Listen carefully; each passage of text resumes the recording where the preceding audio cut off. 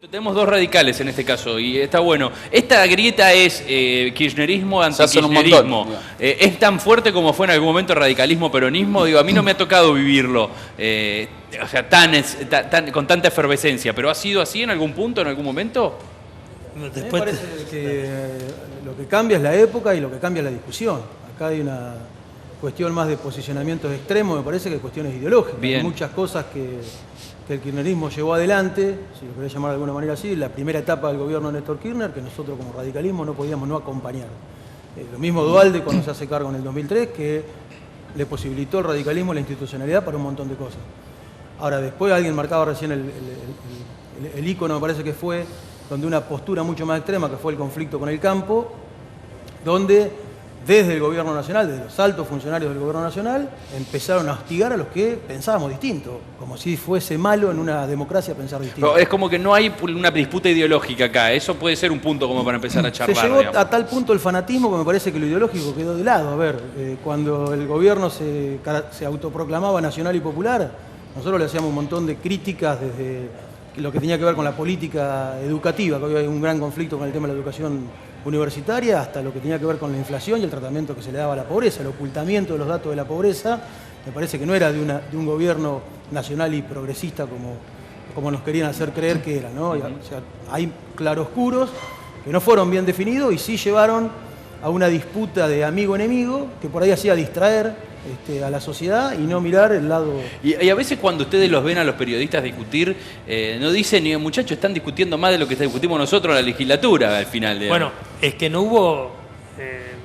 se dice que durante estos últimos 10 años, sobre todo los últimos 5 o 6 años, tuvimos un fuerte debate político y elevado debate político en la Argentina, y en realidad no fue así, porque la política existe cuando hay diálogo y cuando hay interlocutores que piensan diferente y se sientan en una mesa y discuten.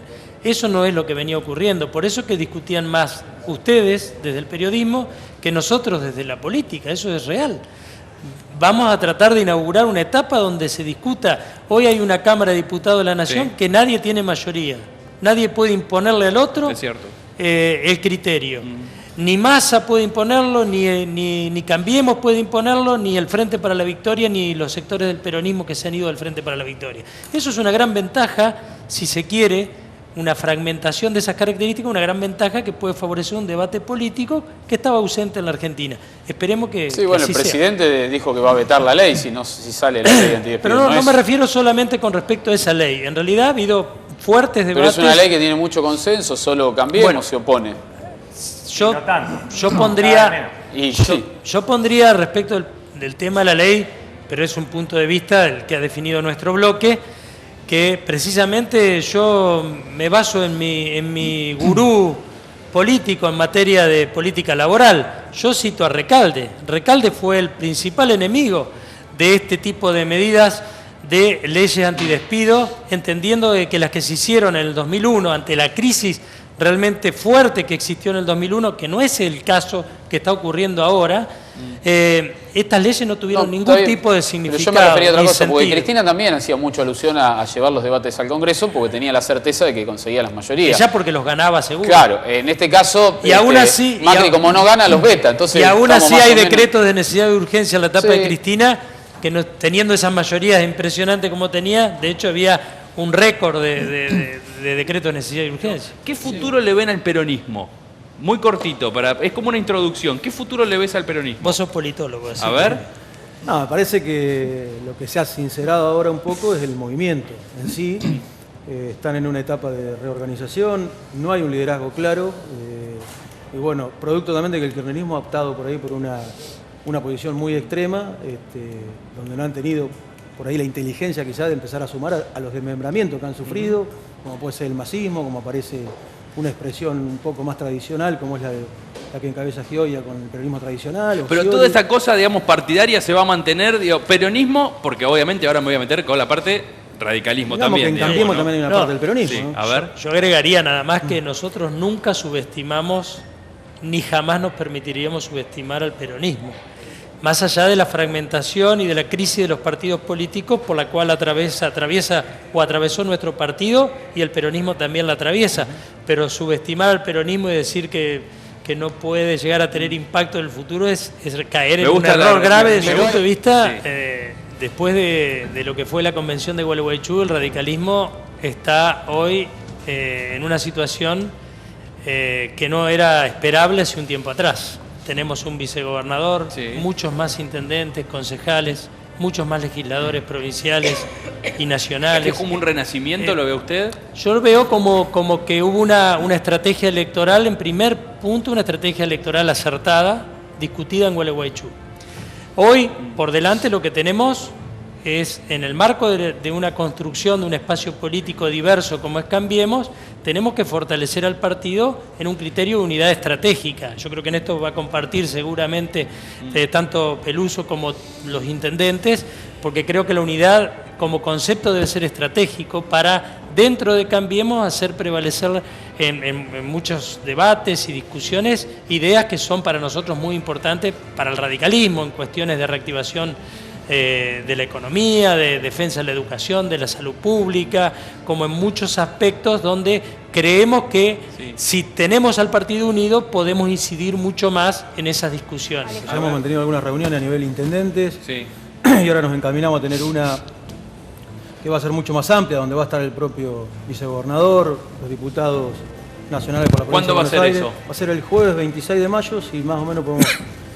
¿En dónde?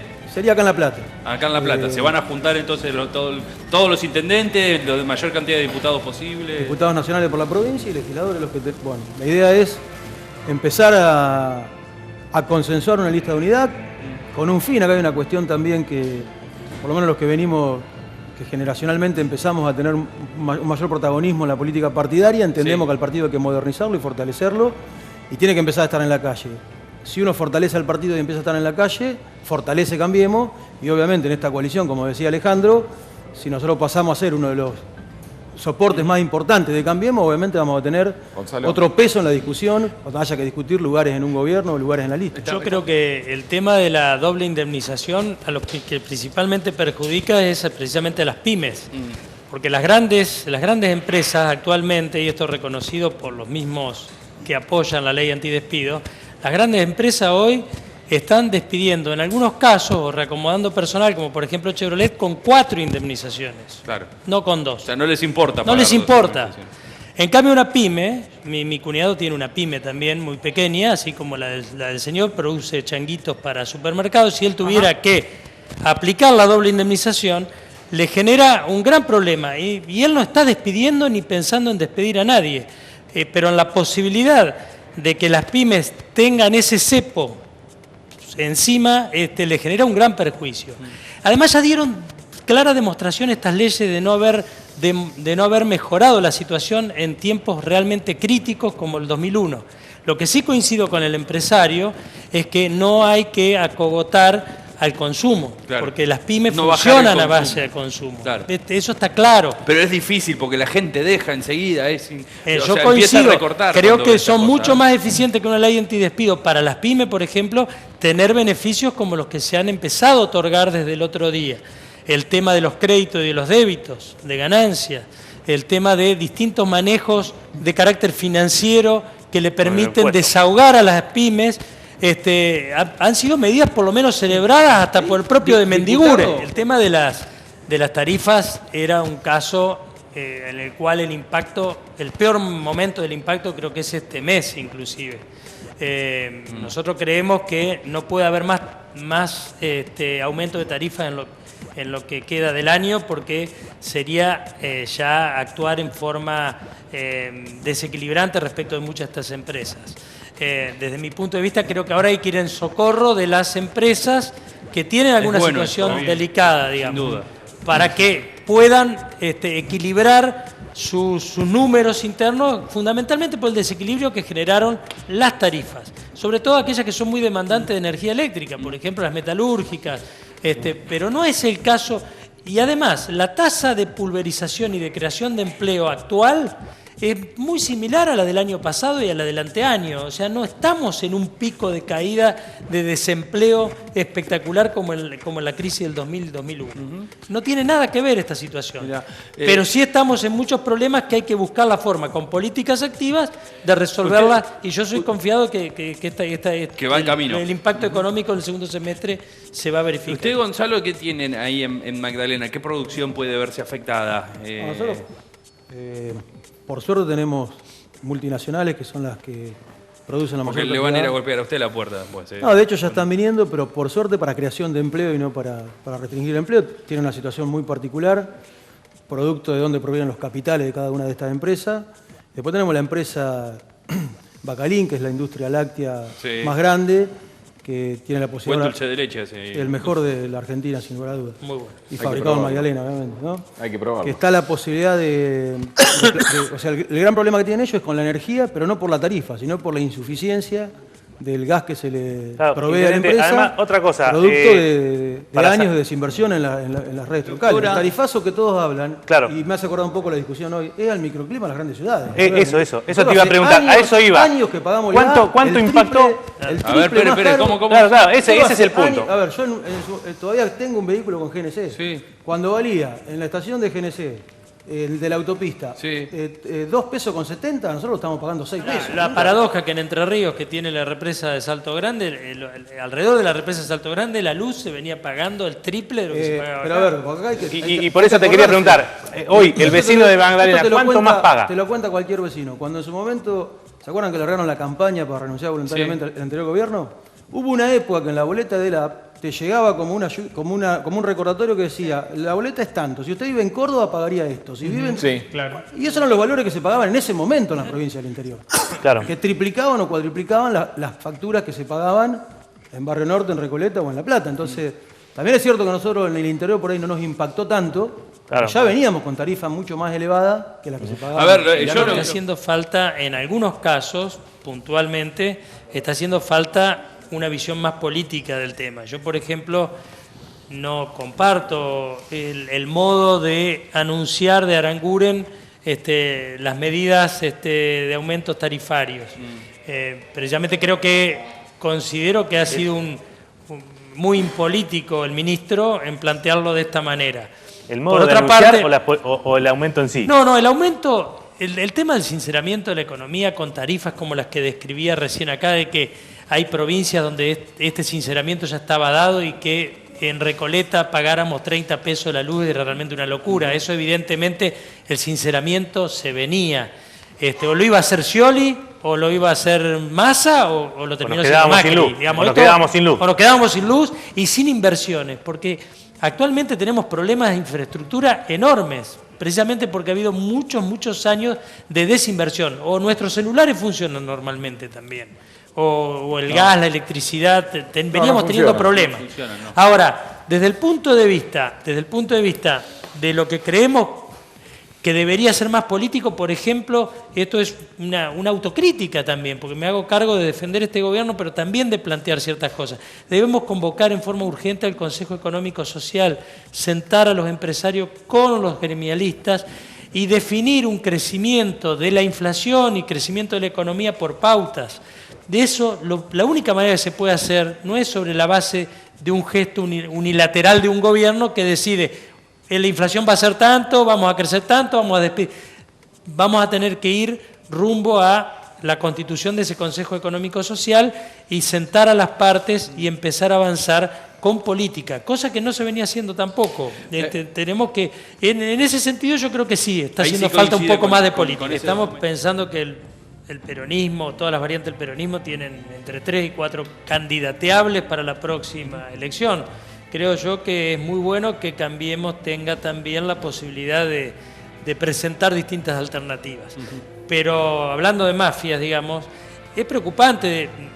Nosotros tenemos que entender que la bonaerense, por ejemplo, son 90.000 efectivos, que si ponemos como mínimo, que un porcentaje mínimo, ínfimo, forme parte de asociaciones ilícitas que manejan negocios complicados en la provincia de Buenos Aires, estamos hablando de cientos y cientos de tipos con mucho poder que pueden funcionar como mafias. De los 90.000, la inmensa mayoría son gente honesta, decente, que sufre, que tiene los mismos problemas, que no puede pagar la luz o que a duras penas llega a fin de mes. Pero hay grupos enquistados en una estructura de 90.000 tipos, hay grupos enquistados que configuran una mafia. Me estoy acordando y la verdad que, por lo que nos está pasando, algunas señales hay. Ha habido alguna cadenita en estos días de inseguridad en algunos planteos que tienen mucho olor a mafia, de avisos a un gobierno que no quiso transar con ellos. Me estoy acordando de lo de usted, de su caso de inseguridad que vivió aquí en la ciudad de La Plata. Digo. Derecho a casa. Ahora sí, fue después de este programa. ¿Viniste con custodia hoy, Gustavo? No, vengo con mi hijo, mi familia. No, en realidad lo nuestro fue más grave en diciembre, ¿no? Cuando entraron a la casa de familiares míos, de dos funcionarios, pero coincido y creo que para reforzar lo que decía Lisandro, más allá de la voluntad de juntarse por una asociación ilícita, hay que agregarle la represalia, las medidas que toman estas asociaciones, que creo que en la provincia de Buenos Aires tenemos muy fresco el caso de la Efedrina, ahí creo que actúa una verdadera mafia. Sí, igual el tiroteo que hubo el otro día en Luján. Exactamente. Claro que no es que se cruzaron las motos y se miraron mal. Y por ahí a veces se necesita, y me parece que por ahí Carrió lo que le da es tiene una cierta espalda, una cierta cobertura mediática para bancarse, si se quiere, estas denuncias.